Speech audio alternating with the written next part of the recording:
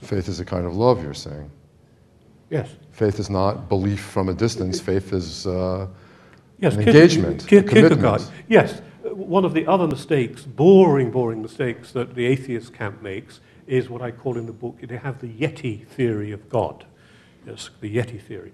Or if you like, the alien theory. Incidentally, my wife and American children are part of that very small and rather persecuted minority of Americans who have not been abducted by aliens. And, they feel a certain aggrievement about that. They feel rather frustrated and, looking hopefully to the skies and so on. But that sort of theory of faith in God, which, again, a first-year seminarian ought to be able to put these guys right about, which is the idea that God is a bit like the Yeti or Bigfoot.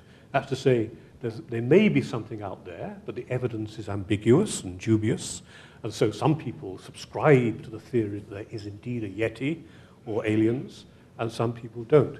Incidentally, while I'm on the subject of aliens, as I frequently find myself to be, aliens are simply, aren't they, testimony to the paucity of the human imagination.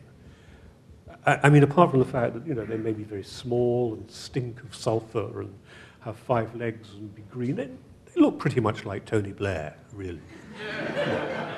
I mean, is that the best we can do? That they fly for billions of light years and then they crash in the Nevada desert. That's because they've got sinisterly short arms, very sinister they are. But sinister eyes they've got, The idea, now that as a model of faith in God, following up the point that you were making, Arnie, it is absolutely hopeless.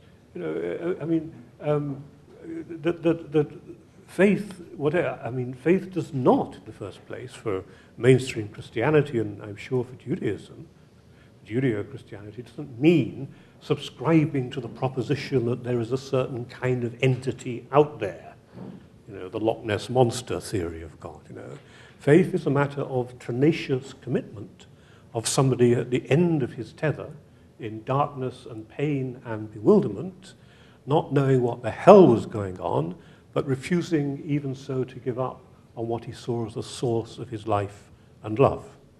Yeah? If you want an image of faith, then look at the crucifixion. And it seems to me that, again, the awful blasphemous thing about somebody like Dawkins is his smug and self-satisfied belief in the essential goodness of history so far. That's to say, his very, very Victorian belief in progress with a very large P. Whereas it seems to me that Christian faith says, well, if you want an image of history, at least so far, look at the reviled and tortured body of an executed political criminal. The Romans, of course, reserved crucifixion for political figures. That's an image of history. And if you start from anywhere else, from some smart, bright, and we are, of course, here in a society which is absolutely rife with hope and positivity and idealism, where the very idea of negativity in the United States is sometimes almost a thought crime, Everybody has to be upbeat and bright-eyed and bushy-tailed. Yes? Well, it seems to me that the gospel is saying that's not where you can start from.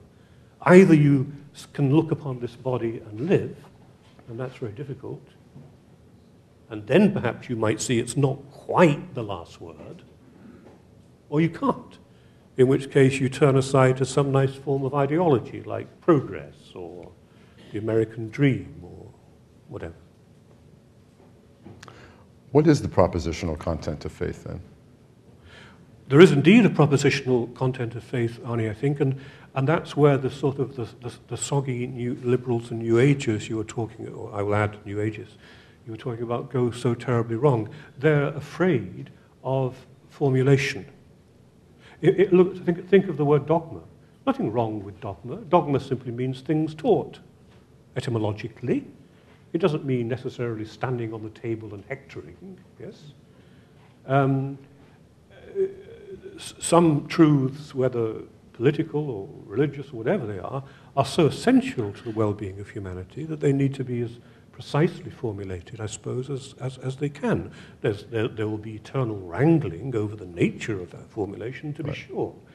So yes, of course, it's true. I mean, so it's a truism that religious people believe in God. All I'm saying is that we have to examine the grammar of that statement. It's not in the first place propositional, it's in the first place performative.